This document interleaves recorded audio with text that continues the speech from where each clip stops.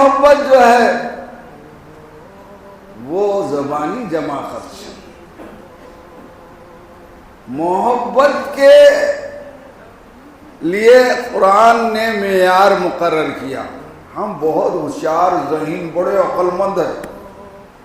کپڑا بھی خریدتے ہمارے بچے تو بہت چیک کرتے ہیں. خوشبو بھی دیکھنا ہے تو اس کو بار بار سونگھ کر دیکھتے ہیں. گھی اصلی ہے کہ نقلی ہے وہ معلوم کرتے. شہد کے معلوم کرنے کا طریقہ ہے. ہماری خواتین سونا سچا ہے کہ کھوٹا ہے وہ جا کر سنار کی جو کسوٹی پر گھس کر دیکھتی ہے. تو کیا ہماری محبت رسول خدا کا کوئی معیار نہیں ہوگا؟ یقیناً اس کا بھی ایک معیار ہے, اس کی ایک کسوٹی ہے. اس معیار پر اگر ہماری زندگی ہے تو اتنے ہم محبت رسول میں سچے ہیں, اور جتنے ہم اس معیار سے دور ہیں اتنے ہم ناقص اور کمزور ہیں. وہ معیار قرآن پاک میں دیا. سورہ آل عمران میں فرمایا قُلْ إِن كُنْتُمْ تُحِبُّونَ اللَّهَ. اے محمد صلی اللہ علیہ وسلم آپ کہہ دیجئے, آپ کی پیاری زبان سے کہہ دیجئے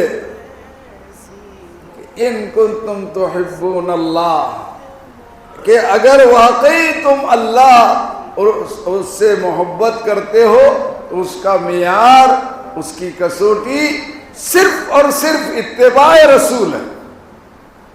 جو جتنا اللہ کے رسول کے طریقے پر چلے گا, ان کی پیروی کرے گا, ان کی زندگی اپنائے گا, ان کو سنتوں کو زندہ کرے گا, اتنا وہ محبت رسول خدا میں سچا ہوگا, اور جتنے طریقے سے دور ہوگا اتنا کمزور اور ناقص ہوگا.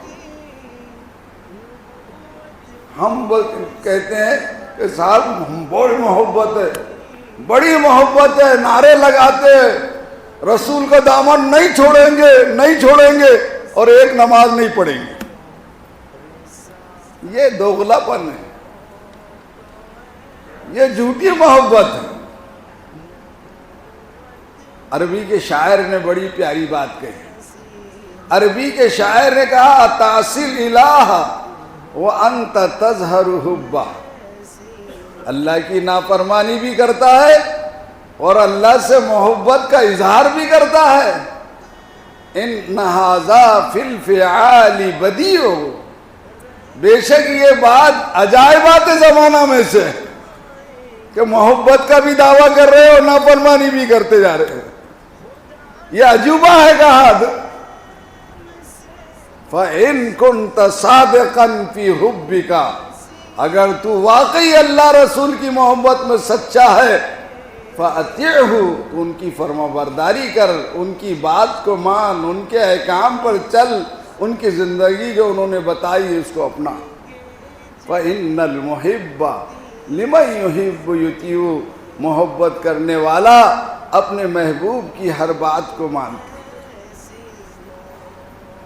دوستو, اللہ والوں نے یہ کر کے دکھایا ہے, سنتوں کا اہتمام کیا ہے.